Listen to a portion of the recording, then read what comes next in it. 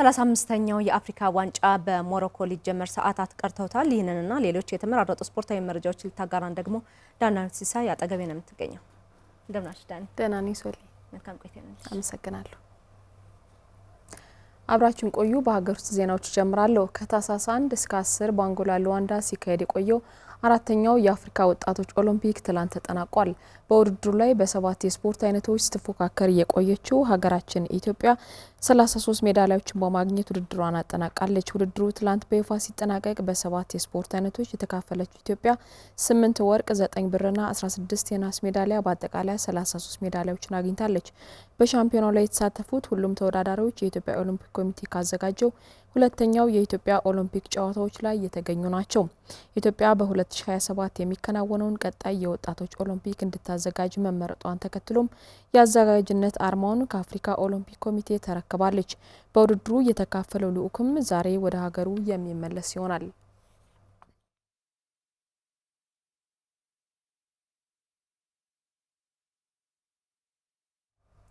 የባህር ዳር ከተማ አስተዳደር ወጣቶችና ስፖርት መምሪያ ከፌዴሬሽኖች ጋር በመተባበር በየዓመቱ የሚያከናውነው የግልና የመንግስት ተቋማት የጤና ስፖርት ውድድር ትላንት ተጀምሯል። ውድድሩ ትላንት በአጼ ቴዎድሮስ ስቴዲየም ነው የተጀመረው። ከ2000 በላይ የጤና ስፖርት ተወዳዳሪዎች በእግር ኳስ 42፣ በመረብ ኳስ 25፣ በቴብል ቴኒስ፣ በዳርትና በቼዝ ጨዋታዎች ይሳተፋሉ።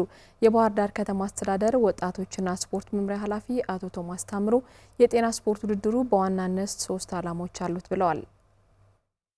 አንደኛ እያንዳንዱ ተቋም እርስ በርስ ያለውን ግንኙነት ለማጠናከር ተቋማት ከተቋማት ያላቸውን ትስስር የበለጠ አጠናክረን ለማስቀጠልና የልምድ ልውውጥም በዛው እንዲያደርጉ፣ ሁለተኛውና ዋነኛው እንግዲህ በተቋም ግንባታ ሂደት ውስጥ እያንዳንዱ የመንግስት ሰራተኛ የራሱ የሆነ ሚና አለው። በስፖርት እንቅስቃሴ አካሉን ያዳበረ አእምሮም በዛ ልክ በጥሩ ዲሲፕሊን የተገነባ አገልጋይ እንዲፈጠር ለማስቻልና በዛም ሂደት ውስጥ የሚያልፍ ባለሙያ እንዲኖር ታሳቢ ያደረገ ነው። ሶስተኛውና የመጨረሻው ምንድነው? ያው በክልል አቀፍ ደረጃም ሊሆን ይችላል፣ በሀገር አቀፍ ደረጃም ሊሆን ይችላል። በከተማችንም የሚወክሉ ብቁ የሆኑ ስፖርተኞች ከዚህ መካከል ይገኛሉ ብለን እናስባለንና እንደ አንድ ምቹ አጋጣሚ እንጠቀምበታለን ማለት ነው። ከዚህ ቀደም ይታዩ የነበሩ ስፖርታዊ ጨዋነትና የዳኝነት ቅሬታዎች ዘንድሮም ይቀረፋሉ ብለዋል።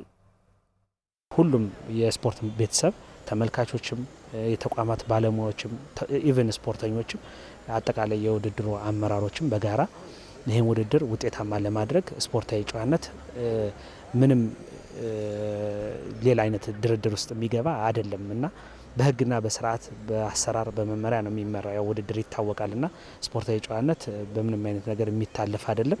ስለዚህ ሁሉም አካል በስፖርታዊ ጨዋነት መርህ ውድድሩ ተጀምሮ እስኪያልቅ ድረስ የበኩሉን አስተዋጽኦ እንዲያበረክት።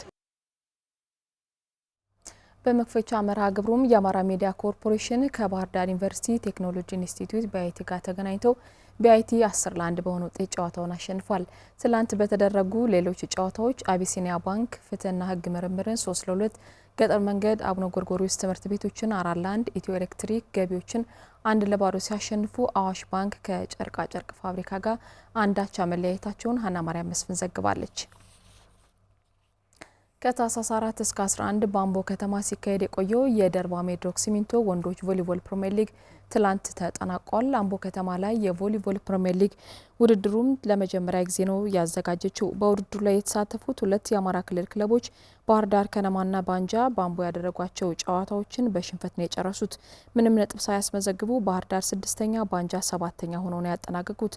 በአምቦ የተካሄዱ 3ቱንም ጨዋታዎች በማሸነፍ 8 ነጥብ በመሰብሰብ ቀዳሚ ሆኖ ያጠናቀቀው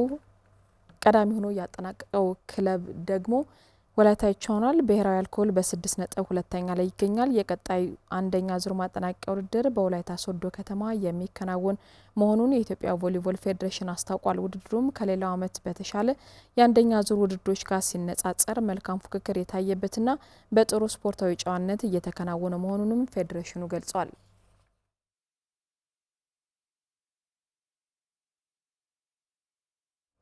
በኢትዮጵያ ፕሪሚየር ሊግ ፋሲል ከነማ ትላንት አሸንፏል። በ10ኛው ሳምንት ሲቢኢ የኢትዮጵያ ፕሪሚየር ሊግ ፋሲል ከነማ ከነገሌ አርሲ ጋር ያደረገውን ጨዋታ 1-0 በሆነ ውጤት ነው ያሸነፈው። ከሊጉ መሪ ሲዳማ ቡና ጋር በኩል ነጥብ የሆኑበትን ውጤት ነው ትናንት ያስመዘገቡት።